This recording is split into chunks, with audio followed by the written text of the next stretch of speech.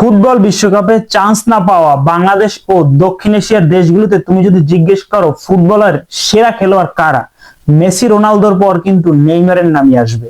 2017 সালে 222 মিলিয়ন ইউরোর বিনিময়ে বা 2000 কোটির বিনিময়ে বার্সেলোনা থেকে যখন পিএসজিতে আসে, কিন্তু তারপর 2023 সালেই তাকে বেছে দেওয়ার জন্য পিএসজি উঠে পড়ে লাগে। যাকে নিয়ে স্বপ্ন ছিল যে সে 2-3টা বিশ্বকাপ জিতবে, 2-3বার ব্যালন ডি'র হাতে উঠাবে।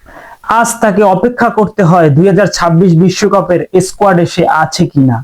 ব্রাজিলের এই নক্ষত্র, ফুটবলের রাজপুত্র, যার পায়ের জাদু দেখে সবাই বলেছিল নতুন পেলে এসেছে, যাকে নিয়ে স্বপ্ন দেখেছিল যে ব্রাজিলকে বিশ্বের নতুন উচ্চতায় আবার নিয়ে যাবে। আজকে জানবো ফুটবলের এই রাজপুত্রের না জানা সব অধ্যায়। চ্যানেলে নতুন হয়ে থাকলে সাবস্ক্রাইব করুন, লাইক করুন। চলুন শুরু করা যাক। নেইমারের বয়স যখন 4 মাস, তখন তার পুরো পরিবার সহ একটা বড় অ্যাক্সিডেন্ট হয়, কিন্তু সৌভাগ্যক্রমে নেইমার বেঁচে ফিরে। নেইমার যখন পর্যন্ত পুরো বিশ্বকে তার ফুটবলের ট্যালেন্ট দেখাতে পারেনি, তখন পর্যন্ত তাদের অর্থনৈতিক অবস্থা ভালো ছিল না। 6 বছর বয়সে ব্রাজিলিয়ান ক্লাব স্যান্টোসে যখন যোগ দেয়, তখন থেকে তার ফুটবলের যাত্রা নতুন ভাবে শুরু হয়। 10 বছর বয়সে যখন স্যান্টোসের সাথে বড় ধরনের চুক্তি হয়, তখন থেকেই অর্থনৈতিকভাবে তার পরিবার ঘুরে দাঁড়ায়। স্যান্টোসে যোগ দেওয়ার 3 বছর পরে বড় ক্লাব রিয়াল মাদ্রিদ থেকে তার অডিশনের জন্য ডাক আসে, কিন্তু বড় ধরনের চুক্তি হওয়ার কথা ছিল, তা তো হয়নি। নেইমারের বাবার রিয়াল মাদ্রিদের সাথে বিভিন্ন চুক্তি নিয়ে সমস্যা হচ্ছিল। সে যেসব কন্ডিশন দিতে যাচ্ছিল, রিয়াল মাদ্রিদ সেগুলো মানতে চাচ্ছিল না। সেজন্য সে চিন্তা করে নেইমার যে আর স্যান্টোসই খেলবে, রিয়াল মাদ্রিদে যাবে না। 2013 সালে নেইমার 50 মিলিয়ন ইউরোর বিনিময়ে বার্সেলোনায় আসে রেকর্ড পরিমাণ দাম দিয়ে। প্রথম বক্তৃতায় নেইমার বলে, মেসিকে বিশ্বের সর্বশ্রেষ্ঠ হিসাবে ধরে রাখতে সব ধরনের সাহায্য আমি করব। কিন্তু কিছু ফুটবল বিজ্ঞানী আছে না, যারা বলে নেইমার যে বার্সেলোনা এসেছে, নেইমারের সাথে মেসির শীঘ্রই ইগোর লড়াই শুরু হবে। কিন্তু হয় সম্পূর্ণই উল্টোটা। আমরা বাংলাদেশে যে সবাই ব্রাজিল আর্জেন্টিনা নিয়ে ঝগড়া করছি, নেইমারকে পচাচ্ছি, কেউ মেসিকে পচাচ্ছি, অথচ বার্সেলোনায় নেইমার ও মেসির সম্পর্ক এমন ছিল যেন আমাদের সাগর পাড়ের মেলায় হারিয়ে যাওয়া দুই ভাই, একজন একজনকে হেল্প করতেছিল। কিন্তু সমস্যা ধীরে ধীরে উৎপন্ন হয় যখন পিএসজির এক কঠিন ফুটবল ম্যাচে নেইমার বড় ধরনের ভূমিকা পালন করে, কিন্তু পরের দিনের পত্রিকায় সবাই মেসিকে নিয়ে কথা বলছিল। ওই রাতে নেইমার বুঝতে পারে, আমি যতই ভালো খেলি না কেন, বার্সেলোনায় মেসির ছায়ার নিচেই আমাকে থাকতে হবে।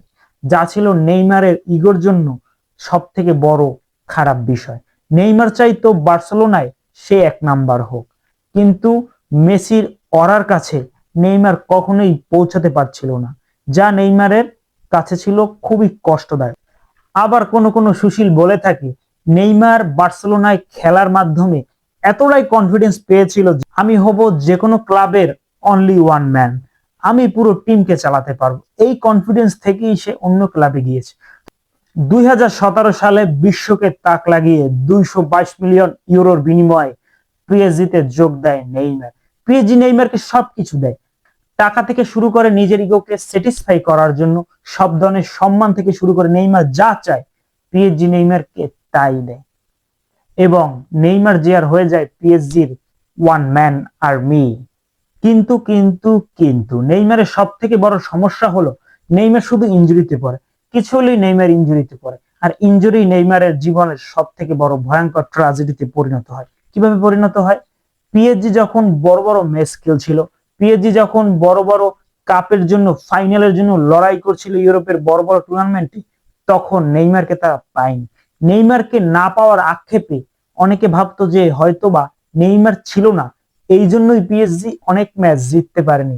নেইমার পিএসজিতে থাকাকালীন সময় 45% মতো ম্যাচ সে খেলতে পারেনি। ম্যাচগুলো ছিল কোনগুলো? যেগুলো সব থেকে ইম্পর্টেন্ট। ধরুন আপনি একটা প্লেয়ার কিনলেন, কিন্তু আপনার ইম্পর্টেন্ট টাইমে, ফাইনাল ম্যাচে, সেমিফাইনাল ম্যাচে যদি সেই ইম্পর্টেন্ট প্লেয়ার খেলতে না পারে, তাহলে দর্শকদের, ফ্যানদের, ক্লাবের কি প্রতিক্রিয়া হয়? আপনার যেটা মনে হয় সেটাই হয়। পিএসজির দর্শক থেকে শুরু করে, সাপোর্টার থেকে শুরু করে ম্যানেজমেন্ট, সবাই নেইমারের উপর ধীরে ধীরে ক্ষোভ তৈরি হয়।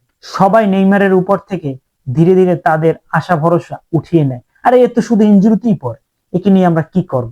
তখন পিএসজির মনে আসে অন্য বিষয়। নেইমার মূলত জানুয়ারি ফেব্রুয়ারি পিক যে টাইমগুলো ছিল ফুটবলের, ওই টাইমেই সে মিস করতো খেলা, যা পিএসজি কে খুবই ভোগাতো। কথায় বলে না, খালি জায়গা কখনোই প্রকৃতি ফাঁকা রাখে না। নেইমার যখন নিজের ইনজুরিতে ভুগছিল, পৃথিবী যখন চেয়েছিল যে রোনালদো মেসির পরে নেইমার বিশ্বসেরা হয়ে দাঁড়াবে, তখনই উত্থান ঘটে নতুন এক ট্রাম্প কার্ডের। সে হচ্ছে কিলিয়ান এমবাপ্পে। মাত্র 18 বছর বয়সে বিশ্বকাপ জিতে, তাছাড়া পিএসজির হয়ে একের পর এক গোল করে। যখন নেইমার ছিল না, এমবাপ্পে তখন নিজে পিএসজি কে সামলায় এবং ধীরে ধীরে এগিয়ে নিয়ে যায়। পিএসজিও তখন ভাবতে পারে আমাদের মেইন ম্যান হচ্ছে কিলিয়ান এমবাপ্পে। এখান থেকে ধীরে ধীরে সমস্যা সৃষ্টি।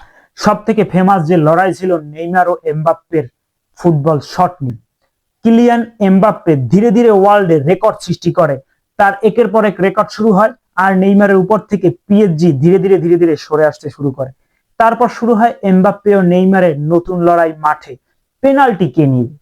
গালি দুইজনেই খায়, সবাই দুইজনকে, কেউ গালি দেয় নেইমারকে, কেউ গালি দেয় এমবাপ্পেকে। কিন্তু ধীরে ধীরে ক্লাবের মধ্যে বড় ধরনের সমস্যা সৃষ্টি হয়।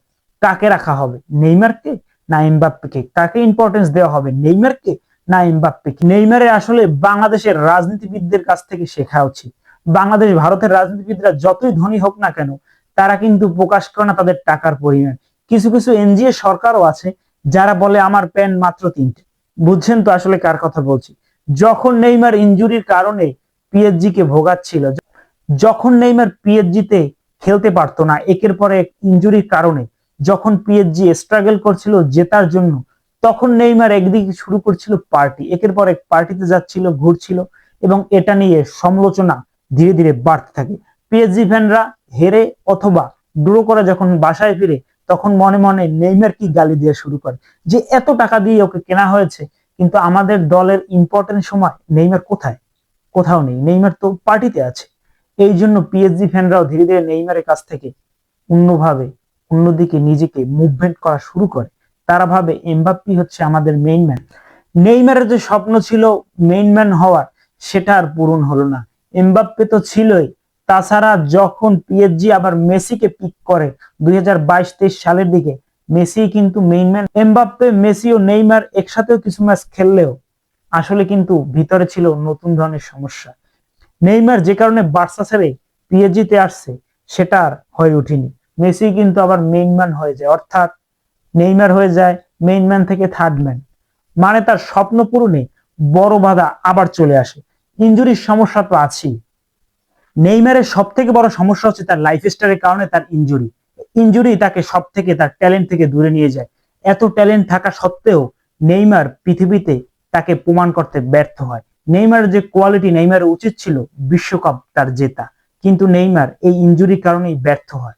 নেইমার যখন আল হেলালে সৌদি ক্লাবে যাওয়া শুরু করে, তখন অনেকেই বলে নেইমার হয়তো চ্যালেঞ্জ নেওয়া বন্ধ করে দিয়েছে, নেইমার হয়তো তার কেরিয়ারের শেষ দেখে ফেলেছে, এজন্যই হয়তো সে সৌদি ক্লাবে যাচ্ছে। তার থেকে বেশি বয়সী করিম বেনজেমা, রোনালদো, মেসি সবাই যখন নতুন নতুন টার্গেট নিয়ে নিজেদের কেরিয়ারকে গুছিয়ে একের পর এক রত্ন যোগ করছিল, নেইমার তখন আল হেলালে যোগ দিচ্ছিল। আর এটাকে অনেকে নেইমারের ডাউনফল হিসেবে চিহ্নিত করে। তবে নেইমার যে ব্রাজিল টিমের জন্য কিছু করেনি, সেটা কিন্তু ভুল কথা। নেইমার ব্রাজিলিয়ান টিমের হয়ে অনেক ভালো খেলেছে, যখন গোল লেগেছে সে করেছে। ব্রাজিলিয়ান ফ্যানদের জন্য সে অন্যভাবে নিজেকে প্রেজেন্ট করেছে। সে যখন দলে থাকতো, ব্রাজিল কিন্তু টপ লেভেলের ফুটবল ডেলিভারি করে। ব্রাজিলের হয়ে টপ স্কোরার নেইমার ব্রাজিলকে নতুন জায়গায় নিতে চাইলেও ইনজুরির কারণে পারেন। নেইমার ব্রাজিলের হয়ে অলিম্পিক মেডেলও জিতে, কিন্তু ওই যে সমস্যা, ইনজুরি। ইনজুরি ছাড়া কোনো সমস্যাই নেই। নেইমার 2018 ইনজুরি, 2022 ইনজুরি, 2026 কি হয় সেটা দেখুন। ব্রাজিল যখন 7 গোলের বড় ধরনের অভিশাপের হার হারে, ওই দিনও নেইমার ইনজুরির কারণে খেলতে পারেনি, যা ব্রাজিলকে বড় ধরনের ভোগ ভোগায়। নেইমার জেয়ারের সব থেকে জীবনের সমস্যাই হচ্ছে ইনজুরিতে পড়া। হয়তোবা তার লাইফস্টাইল অথবা তার ডিবলিং অ্যাকশনের কারণে প্লেয়ার হয়তো তার পায়ে হিট করে, অথবা বিভিন্ন কারণে তার এই ইনজুরি হতে পারে, যেটা দল ও সে ঠিকভাবে ব্যাকআপ করতে পারেনি। তার উচিত ছিল আমি কেন ইনজুরিতে পড়ছি এই ব্যাপারে ডিসিপ্লিন করে নিজেকে ঠিক করে নেওয়া। নেইমারের উচিত ছিল তার ড্রিবলিং এর জন্য, তার খেলার অ্যাকশনের জন্য ফেমাস হওয়া, কিন্তু সে ফেমাস হয় নিজের অ্যাক্টিং এর কারণে। কিছু ফাউলের পরে নেইমার যখন অ্যাক্টিং করছিল, সবাই যেটা বলে, নেইমার যখন অ্যাক্টিং করছিল সেই কারণেই সে ফেমাস হয় এবং তার ব্র্যান্ড ভ্যালু কিন্তু আপনি যখন ট্রোল হবেন তখন কিন্তু মানুষের কাছে আপনার ইমেজ ধীরে ধীরে দুর্বল হয়। নেইমারেরও সেটাই হয়। ওদিকে ক্রোয়েশিয়ার সাথে ম্যাচে নেইমার তো পেনাল্টি পেলই না। এখানে ম্যানেজমেন্টের ভুলের কারণে নেইমার যে আর প্লান্টি নিতে পারেনি, আর ক্রোয়েশিয়ার কাছে হেরে ব্রাজিলকে বাড়ি ফিরে যেতে হয়।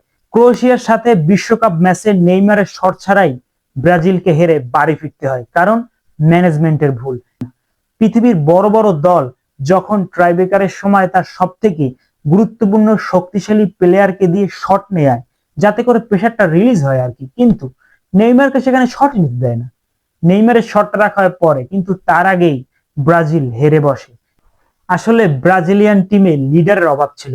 ভালো খেলোয়াড় আর লিডার বলতে এক কথা না, ভালো ছাত্র আর লিডার বলতে এক কথা না।